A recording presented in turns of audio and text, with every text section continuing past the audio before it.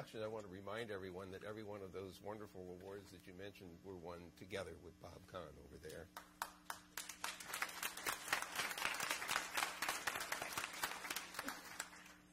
The word quaint got used twice today, and I fear that I'm going to have to use it again because I have a very simple kind of presentation for you.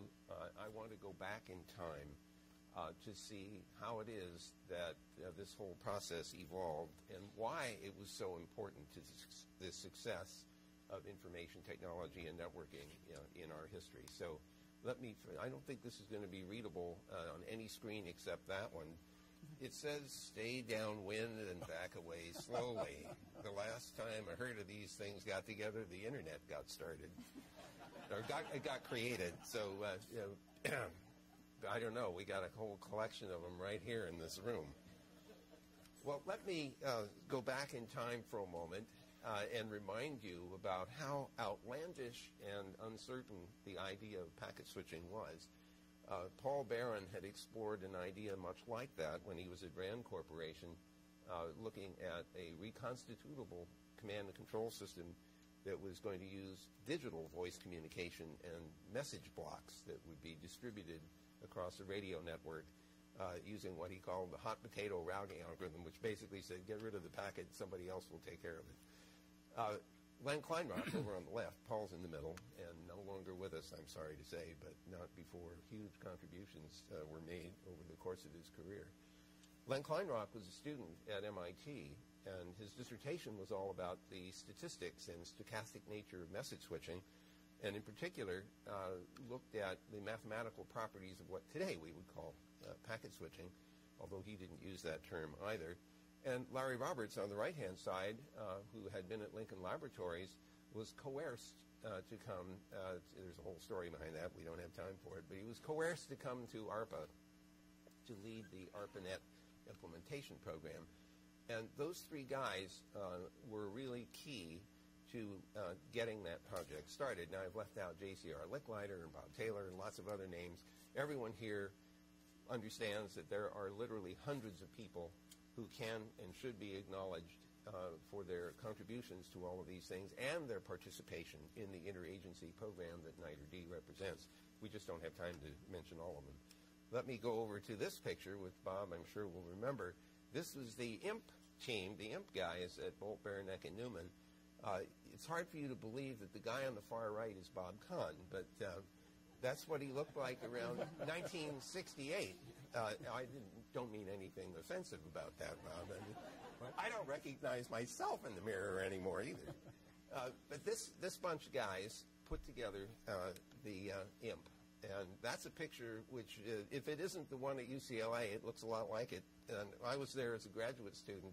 And I remember when this thing arrived, it was in, 32 gauge steel. I mean, it was this incredible thick cabinet with some hooks on the top as if you could lower this thing down with a helicopter. I assumed that BB&N put it together thinking it might go into some military installation and it would need to be protected. It was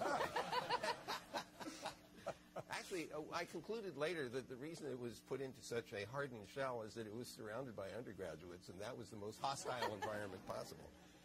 So the original packet switches of the ARPANET took up about a refrigerator-sized amount of space. Of course, today it's the sort of thing you can carry around in your pocket.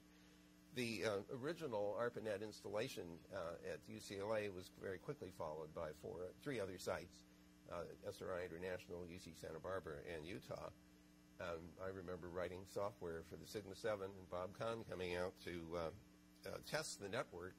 We would write a test overnight, and then he would run to crash the system. He had wonderful theories about why it would break. His colleagues didn't believe him, so he set about demonstrating that by simply setting the conditions up. The first 12 packets in the network fell over. So it was a very impressive demonstration of needing to go back and redo some of the algorithms. Then came a paper that we jointly wrote and published in 1974 describing an idea for interconnecting packet switch nets together after the very successful demonstration of the ARPANET in 1972 in Washington, D.C.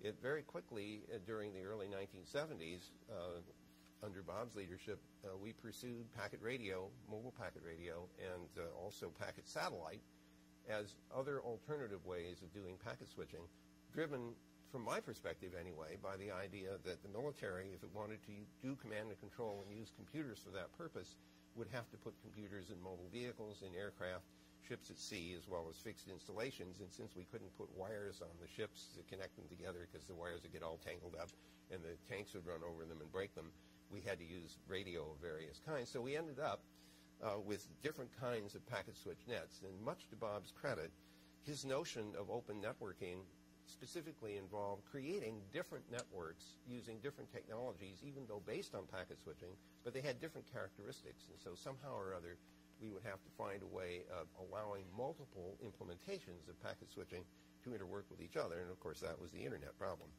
Now, what I think was most significant for the early stages of Internet development, this is all prior to the time of creation of the NITRD, and actually largely in advance of a lot of the networking going on in other parts of the agencies.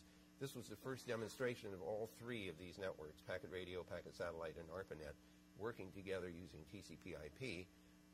We had somebody driving up and down the Bayshore Freeway in the packet radio van, radiating packets going through a gateway that went all the way across the ARPANET to Europe, and then down to London, then out through another gateway, up over the packet satellite net, then down into ECAM, West Virginia, back through another gateway into the ARPANET, and all the way across to USC Information Sciences Institute in Marina del Rey, California.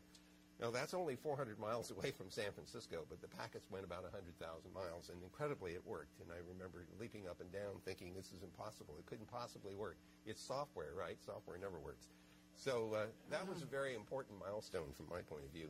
Now, so what's important, though, is that this demonstration was done in 1977. During this period of time, there were computer networks being built, but they were largely proprietary. And our colleagues, for example, the Department of Energy, recognizing the importance of having these networks, built them, but they used other technologies to do it. So there was the MUFFI-NET, which was for the fusion experiments. There was another, what's the other? Oh, HEPNET, the High Energy Physics Net, both of which, as I recall, were based on digital equipment technology, networking capability. And then there was SPAN, the Space Physics Network, that the NASA guys were using, again, if I remember correctly, using Digital Equipment Corporation technology. But our friends at NSF, recognizing the utility of networking, as shown by the computer science departments that DARPA was supporting, decided that they wanted to do the same kind of thing for the academic universities that were not part of the DARPA program but were being funded by NSF. And so the NSF-NET came out of that. Now, at this point, it's about 1985 or 86. The first NSF-NET implementation was running with Dave Mills' fuzzballs. That's a computer, by the way. I didn't mean anything biological about it. So the point here is it started at 56 kilobits, which was the data rate on the ARPANET, but very, very quickly was swamped by the demand, and the NSF-NET reconstituted its plan to run on T1 lines, and then very quickly thereafter DS3 and further to 155 and 622 and so on. In fact, I recall, and it made reference earlier to the 1986 hearing that then Senator Gore held that Bob Kahn attended. In that, the answer to the question, should we be connecting the supercomputers together with optical fiber, was answered when Gordon Bell, who at that time was running SIZE, took everybody out to San Diego, and at the end of that 2 or 3 days came back with a very fat National Research and Education Network plan. And I remember he quickly sketched on the board 1.5 megabits, 45 megabits, 155 megabits as the target within a 3-year period or maybe 4-year period. So incredibly, the program actually went that far. Now, the reason that I'm going through all this historical stuff is to remind you that as Vice President Gore said, it was an unnatural act for the agencies to choose to work together to mutually reinforce the research investments that they were undertaking. After all, they were funded by different committees. There was competition for budgets and everything else. And for these program managers to decide that they wanted to work together on this kind of project was unusual but tremendously productive. So we found these multiple networks now after 1983, when the Internet itself was formally launched, were being interconnected together. The ARPANET was split into the MILNET and the Research ARPANET on January 1st, 1983, with all of these other things connected around. NSFNet is now growing as a backbone, and eventually, of course, when the ARPANET was retired, became one of the largest of the backbones in the world. And I'll come back to the timelines in a moment. Here's the NASA Science Internet in one incarnation anyway, and here is the ESNet in yet another one. I hate it when that happens. Shut up. Shut up. Thank you. Yeah, I should have turned it off. Anyway, what I want to point out about this interagency initiative is the interesting property that the Internet had that made it an enabling capability. It was okay for NASA to build the NASA Science Internet, and for the Department of Energy to build the ESNet, and for NSF to build the NSFNet, and for ARPA to have the ARPANET, because they could operate independently, but the architecture allowed all of them to be useful. They allowed them to be interconnected. They allowed everyone to talk to everyone, to make use of their resources and everything else. So what's exciting about all this is that the willingness to cooperate was reinforced by an architecture that made that cooperation productive.